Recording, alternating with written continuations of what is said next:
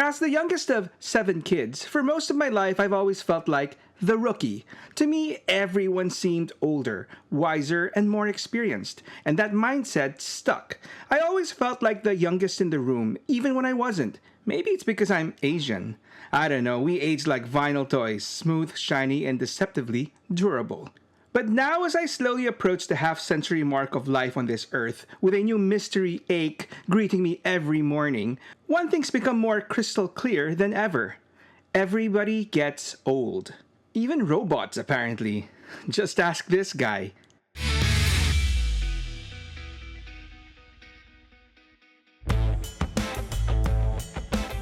In 1986, Hasbro released the very first full-length Transformers movie, a bold, animated spectacle that brought our favorite robots in disguise to the big screen. And while it was a treat for fans, let's be real, the movie wasn't just about telling a bigger story. It was a carefully calculated move to introduce a whole new lineup of characters in order to sell more toys.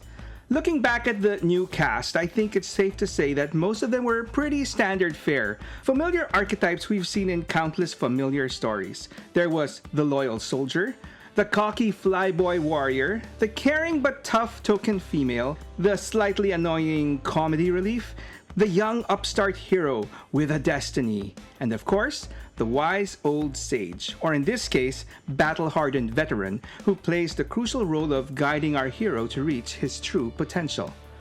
The grizzled, no-frills Autobot warrior Kup was one of only 3 new Autobot car toys released in 1986, alongside the speedy data courier Blur and the flashy cavalier Hot Rod. And I have to say, right out of the gate, it wasn't much of a great first impression. I mean, Hot Rod with his sleek and flamey alt mode was the obvious standout. Blur with his weird proportions was the clunker, and Kup, well, he was basically mid with his fairly decent looking robot mode and kinda bland alt mode, which was meant to be some sort of futuristic pickup truck. In fact, his rather equally unexciting name, Kup, is derived from his alt mode, as in pickup truck. Although allow me to be a little stretchy with this nameplay, as I think it's worth mentioning that in Japan, Kup is known by the name Cher. And no, it's not because he's got you, babe, but instead due to being derived from the second syllable of the word teacher, actually pronounced cha, like tea-cha, which in China is the word for tea, best known as an older person's choice of drink and commonly served in a cup. How's that for some suitably cool multilingual wordplay? Anyway, when it comes to Kup, unlike his toy, I warmed up quite nicely to the old coot in the movie. See, while I'm not quite there yet in terms of age, I imagine that when one gets old, you basically fall into 2 main categories. The first is the I'm too old for this shit group, who just wants to be left alone and keep everyone off their lawn. And the second are the ones focused on teaching the next generation how to do and be better by sharing their experiences and life lessons. And it's the latter group that Kup basically fell into. Sure, he had his grumpy moments, but for the most part, Kup was warm and inviting, always ready to keep spirits and morale up with old war stories about Petro rabbits from Alpha 9 or Shrike bats from Dromedon for any bot or dinosaur willing to listen. With his famous opening line of, "Did I ever tell you about the time?"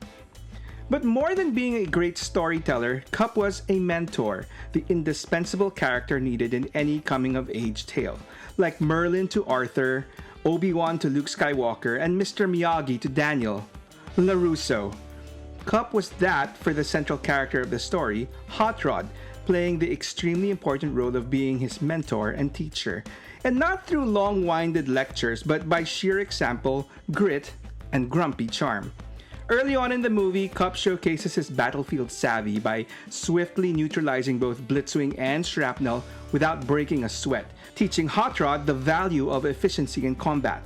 And later on, when the pair ends up in the Sharkticon pit, Kup doesn't panic. Instead, he kickstarts a literal underwater roller derby, turning a death sentence into a daring escape. And if that wasn't enough, in one of the film's most metal moments, Kup literally rips the tail off a Sharkticon and wields it like a medieval flail, reminding everyone that old age doesn't mean softness. Now that being said, Kup isn't just all brute force though. While he's not giving any wax on, wax off lessons, he does showcase his skills in diplomacy as well, teaching Hot Rod some intergalactic etiquette by busting out some energon sticks alongside the universal greeting of Ba Weep Gra Na Weep Nini Bong. And while this doesn't quite work out with a bunch of Alicons, it works wonders with Wreck-Gar and the Junkions. And of course, talking a little TV helped in that instance as well. And at the end of the movie, one of my favorite moments is when Kup proudly exclaims after seeing Rodimus for the first time, "I knew you had potential, lad." I know it might sound corny, but I loved it. You could feel the teacher's pride overflowing for his students' success. But see, Kup's mentor role didn't end with the movie, as he would continue to be part of the main cast for the third season of the show and serve a crucial support for Rodimus Prime, as he often struggled with his own internal bouts of unworthiness as Optimus Prime's successor. One specific Kup-centric episode worth mentioning is the one titled Chaos, wherein we learn about a story that Kup is quite unwilling to tell.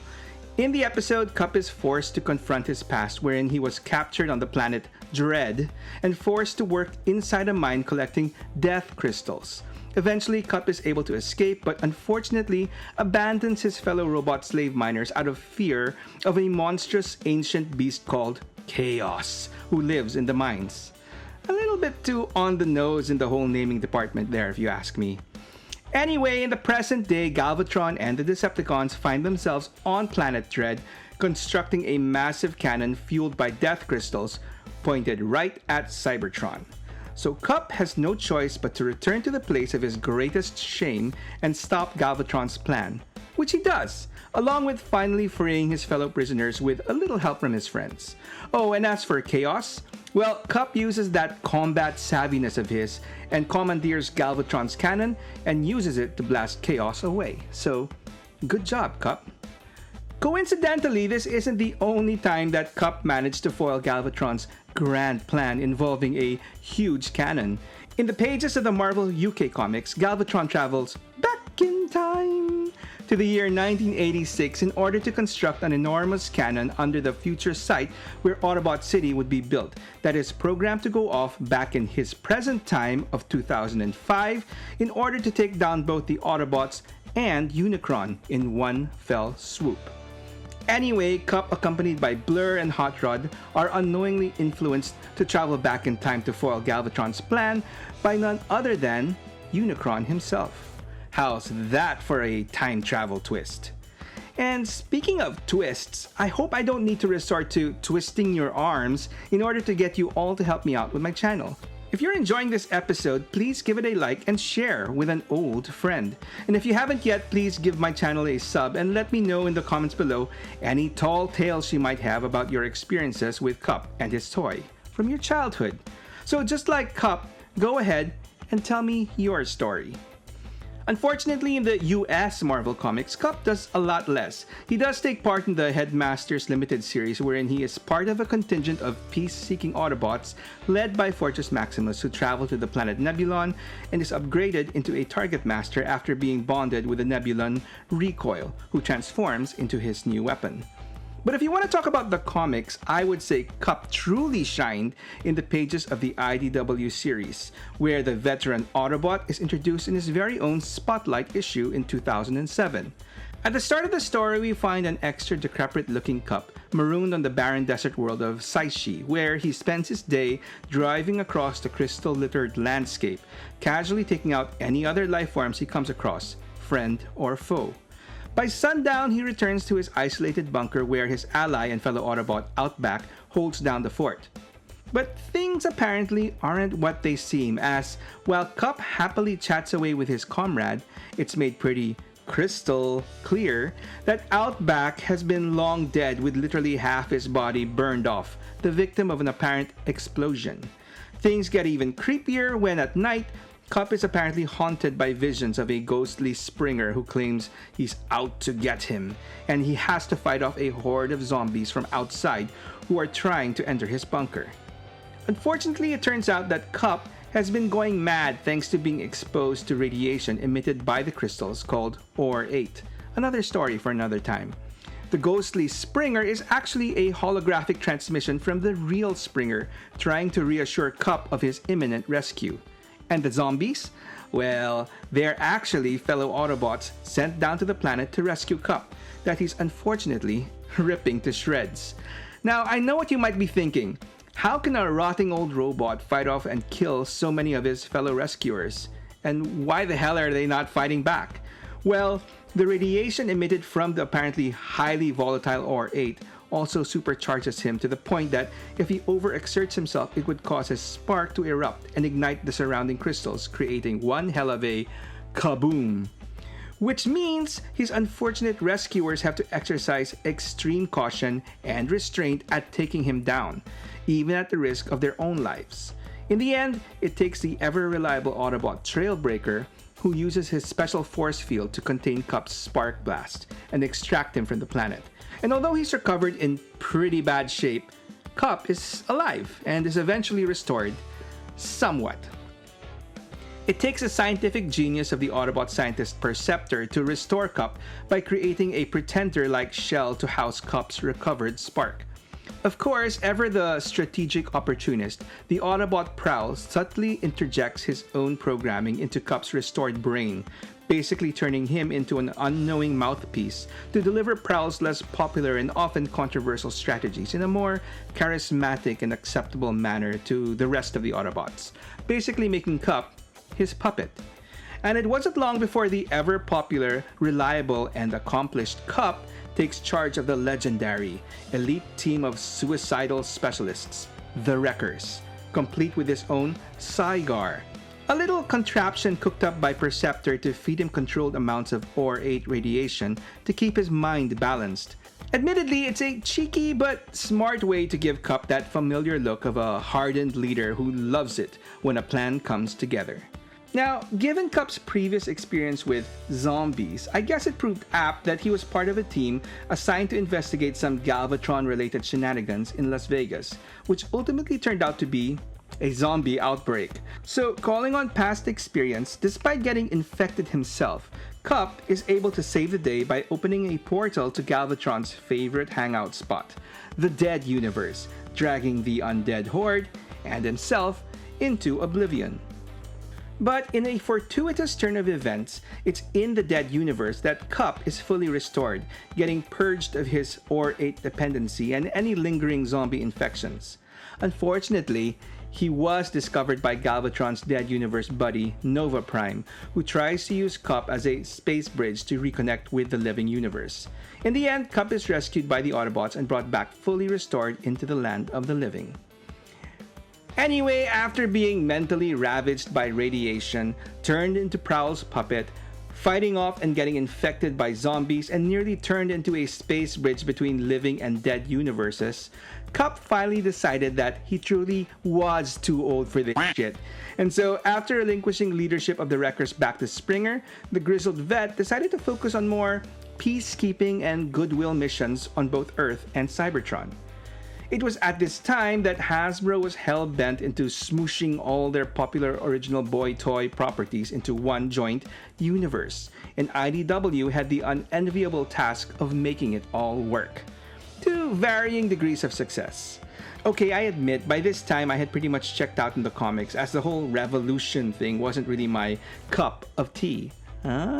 So, given that, despite Kup's desire to slow things down, towards the end of his IDW run, Kup found himself working with heroes like Action Man and battling against the likes of Miles Mayhem and Venom. And ultimately, it was his interaction with another short-lived but pretty awesome Hasbro line from the 80s, the Visionaries. Does anyone remember these guys? You know, Knights of the Magical Light with magical powers they fight? Anybody? Anybody? Bueller?